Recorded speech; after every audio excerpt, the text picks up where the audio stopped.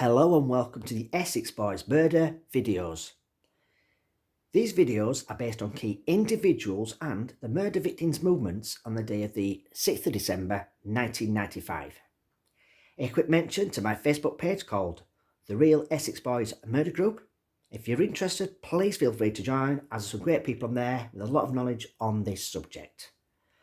So this is part 5 of a set of videos looking at a robbery that took place in 1989, a link to it through Anthony Tucker, known underworld figures, and a look into the possibility to see if Mick, Jack and Darren Nichols knew what was going to happen to the Essex Boys that night and who could have made that phone call at a telephone box close to the Halfway House pub in Brentwood to Pat Tates' mobile at 5:03 p.m.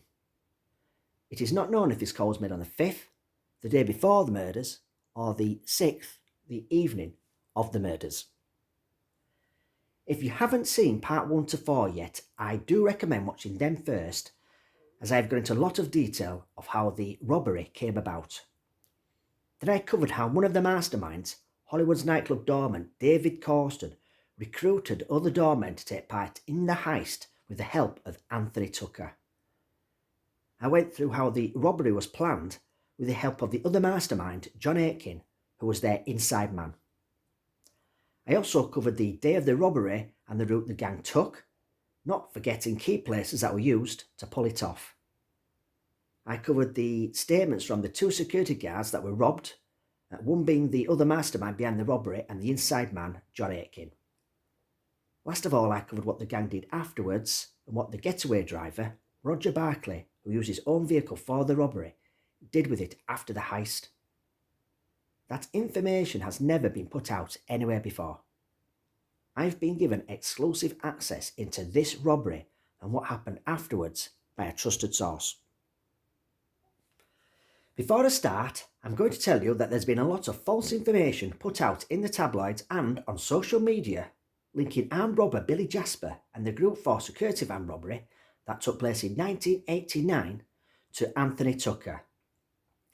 It has been said high echelon crime figure Patsy Bowties Clark was the mastermind behind the robbery and gave £300,000 of the cash from the heist to Anthony Tucker to launder for them through his supposed pub in South Ockenden and his security business.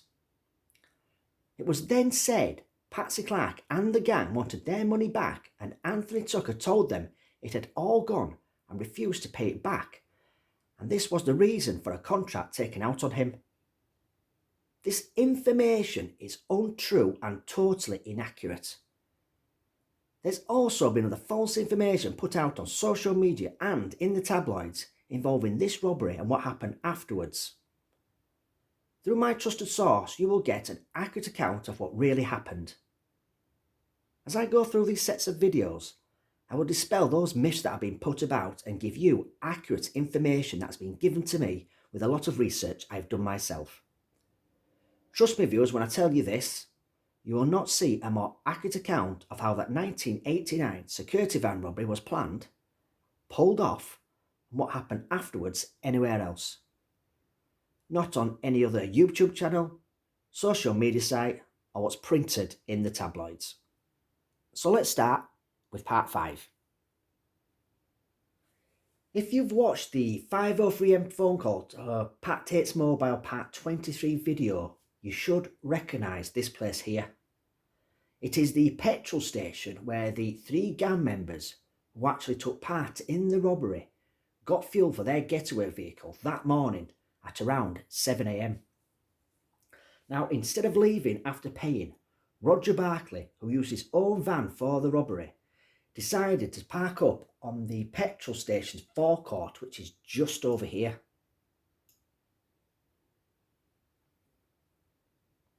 The cashier noticed the van had parked on the forecourt but didn't find it unusual. After another 10 minutes, Roger Barkley and the other 2 gang members decided to get out of the van and talk around it. The other 2 gang members were David Redwin and Mr. T. As I've explained in previous videos, the reason I've decided to keep Mr. T's name anonymous is because he was interviewed by New Scotland Yard's Flying Squad detectives months after the robbery, but was released without charge. Unbeknown to them, Mr. T played a pivotal role in the robbery, which I covered in a previous video. Now, they didn't want to be seen close to the newsagents on Whalebone Lane, where the co-mastermind of the robbery and the inside man, John Aitken, would be pulling up as pre-planned with the unsuspected guard, just in case they looked suspicious on the main road. After some 20 minutes, the cashier at the petrol station noticed the three men were standing around the van talking and found it suspicious, so decided to make a note of the registration number. The cashier then noticed the three men climb back into the vehicle and saw it leaving the forecourt, speeding up towards Whalebone Lane, which is in this direction.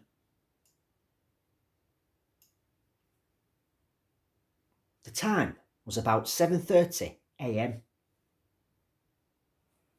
Having heard the local news, the cashier at the petrol station called his nearest police station with the registration number of the red Ford Escort van he saw parked up on the petrol station's forecourt after filling up with fuel. This important information would have been passed on to New Scotland Yard's Flying Squad investigation team and would have been at the top of their things to do. They would have found this information very interesting, as both Group 4 employees who were hijacked at gunpoint that day, the unsuspected guard Anthony Flint and the inside man John Aitken, would have mentioned that the robbers got out of a red Ford Escort van that morning when they pulled up at the newsagents in Whalebone Lane in Dagenham and put it in their statements. The inside man, John Aitken, was not going to give the registration number to the police, and there wouldn't have been enough time for the unsuspected guard, Anthony Flint, to remember the registration number of the van, as it would have happened that fast. Even when the gang entered the car park at Hainault Forest, where Anthony Flint was dragged out of the security van and hit numerous times before being dragged to the forest and then tied to a tree, he wouldn't have had enough time to see the registration number of the van.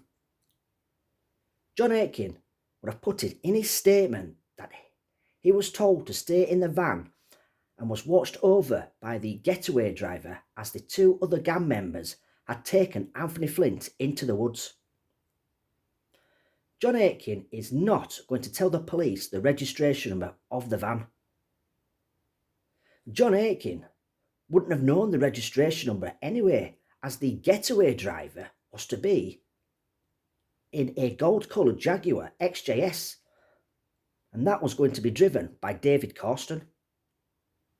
He wasn't expecting a red Ford Escort van to be used to commit the robbery. A quick check on the DVLA database would have sprung up the owner of this red Ford Escort van being Roger Barclay. It is not known if New Scotland Yard's Flying Squad investigation team did this. They could have done a background check on Roger Barclay to see if he had any previous convictions or links to armed robbery. Again, it is not known if New Scotland Yard's Flying Squad investigation team did this. They could have looked at Roger Barclay's acquaintances to see if they had any convictions for armed robbery.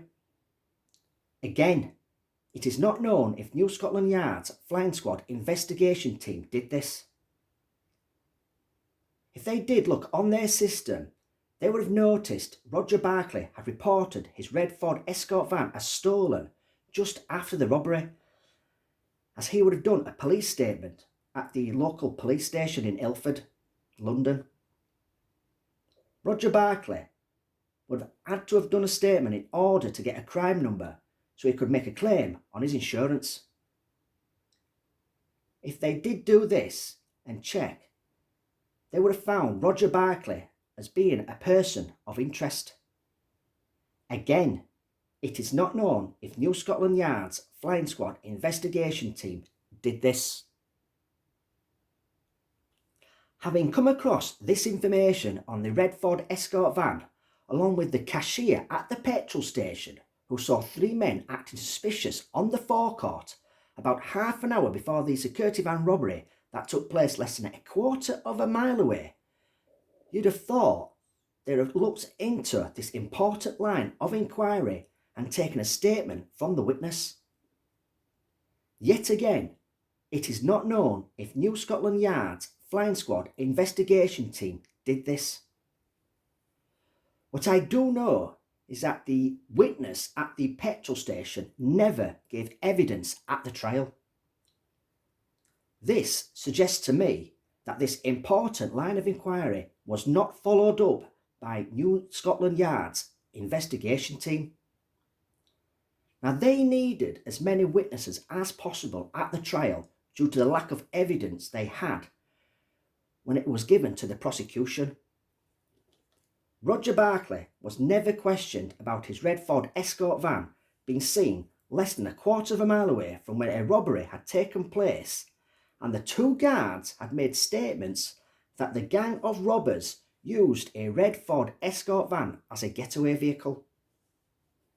It is truly shocking that New Scotland Yard's leading detectives on this case never followed up on this line of inquiry. So that's it for this particular video, as I have covered what I needed to. Don't forget, you can join my Facebook page, The Real Essex Boys Murder Group. So until next time, take care.